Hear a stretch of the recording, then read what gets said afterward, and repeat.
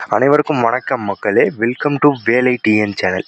இன்றைக்கி நம்ம வீடியோவில் என்ன பார்க்க இருக்கோன்னு பார்த்தீங்கன்னா, டிஎன்பிஎஸ்சி குரூப் 4க்கான கட் ஆஃப் மதிப்பெண் இப்போ அஃபிஷியலான ஆன்சர்ஸ் கீ விட்டுருக்காங்க டிஎன்பிஎஸ்சி மூலமாக. அதற்கப்புறம் எவ்வளோ கட் ஆஃப் மதிப்பெண் இப்போ நமக்கு தோராயமாக வருதுன்றது தான் நம்ம பார்க்க இருக்கோம்.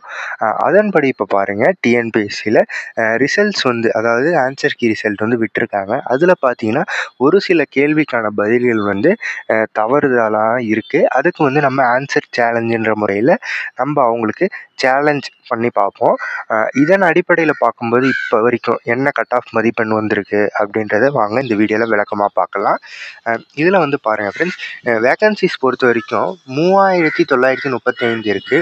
இதில் இப்போ ஜென்ரல் கேட்டகிரிஸுக்கு எவ்வளவு கட் ஆஃப் மதிப்பெண் வரும் அப்படின்னு பார்த்தீங்கன்னா, இந்த டெனன்டிவ் கீ எல்லாத்தையும் அடிப்படையில் பார்க்கும்பொழுது 158 மேலே எடுத்திருந்தீங்கன்னா உங்களுக்கு கண்டிப்பாக ஜென்ரல் பிரிவில் உங்களுக்கு கட் ஆஃப் மதிப்பெண் அடிப்படையில் வேலை வாய்ப்பு கிடைக்க வாய்ப்பு இருக்குது. அதாவது 158, ஓகேங்களா.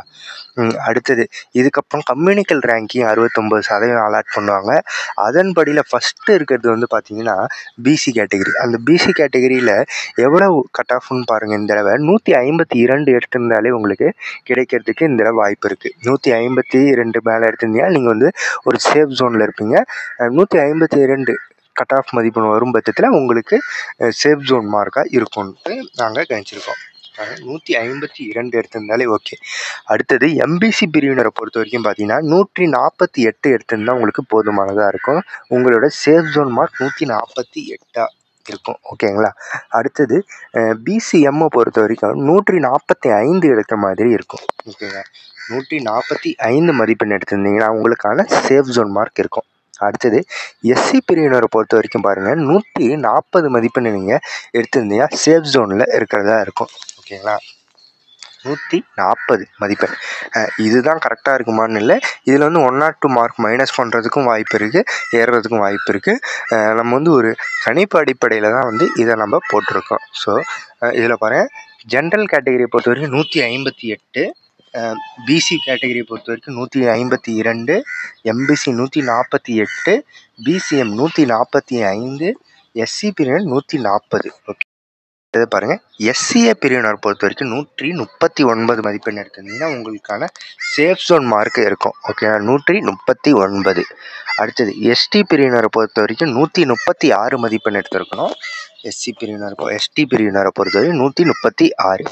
அடுத்தது விடோ பீப்புள்ஸ், அதாவது விடோ கேட்டகரிஸ் உமனை பொறுத்த வரைக்கும் பார்த்தீங்கன்னா 100 மதிப்பெண் மேலே எடுத்திருந்தாலே கட் ஆஃப் உங்களுக்கு கண்டிப்பாக கிடைக்கும். 100 கட் ஆஃப் மேலே எடுத்திருந்தீங்கன்னா உங்களுக்கு கிடைக்கும். உங்களுக்கான சர்டிஃபிகேட் தான் முக்கியம். நீங்கள் சர்டிஃபிகேட்டை சீக்கிரமே ரெடி பண்ணி வச்சுக்கோங்க. அடுத்தது அதாவது டிசேபிள் பர்சன், ஊனமுற்றவர்களுக்கு பொறுத்த வரைக்கும் பாருங்கள், 105 மதிப்பெண் எடுத்திருந்தீங்கன்னா 105 கட் ஆஃப் எடுத்திருந்தீங்கன்னா உங்களுக்கான சேஃப் ஜோன். உங்களுக்கும் சர்டிஃபைடு மஸ்ட்டு 105 மதிப்பெண் கட் ஆஃப் மதிப்பெண் எடுத்திருந்தீங்கனாலே உங்களுக்கான சேஃப் ஜோன் மார்க் இருக்குது, ஓகே. அடுத்தது பிஎஸ்டிஎம் முடிச்சிருந்தா எவ்வளோ அப்படின்னு கேட்டிங்க. பிஎஸ்டிஎம் முடிச்சிருந்தீங்கன்னா அந்தந்த கேட்டகிரியிலேருந்து 3 மதிப்பெண் குறைஞ்சி இருக்கும் அப்படின்ட்டு எதிர்பார்க்கப்படுது. இப்போ உதாரணத்துக்கு பாருங்கள், எஸ்சிஏ பிரிவினர் 139னா உங்களுக்கு பிஎஸ்டிஎம் நீங்கள் வச்சுருந்தீங்கன்னா -3, 136 எடுத்திருந்தீங்கன்னா உங்களுக்கான சேஃப் ஜோன் மார்க்காக இருக்கும், ஓகேங்களா. இதுவே டைப்பிங் நீங்கள் முடிச்சிருந்தீங்கன்னா 139லேருந்து ஒரு 5 மதிப்பெண் கழிச்சுக்கோங்க. 4லேருந்து 5 கழியும் 135 இல்லைனா 134 எடுத்திருந்தீங்கன்னா உங்களுக்கான சேஃப் ஜோன் மார்க்காக இருக்கும், ஓகேங்களா ஃப்ரெண்ட்ஸ். இது முழுக்க அந்த ஒரு கணிப்பின் அடிப்படையில் தான் நம்ம இதை தேர்ந்தெடுத்திருக்கோம். இது மட்டும் இல்லாமல் உங்களுக்கு தேவையான சர்டிஃபிகேட் எல்லாமே மஸ்ட்டாக வச்சுருக்கணும். நீங்கள் விடோ பீப்புள்ஸ் தனியாக வச்சுருக்கோம், பிஎஸ்டிஎம் தனியாக வச்சுருக்கோம், டிஃப்ரெண்ட் டிசேபிள் பர்சன்ஸ் தனியாக வச்சுருக்கோம், டைப்பிங்க்கு தனியாக வச்சுருக்கணும்.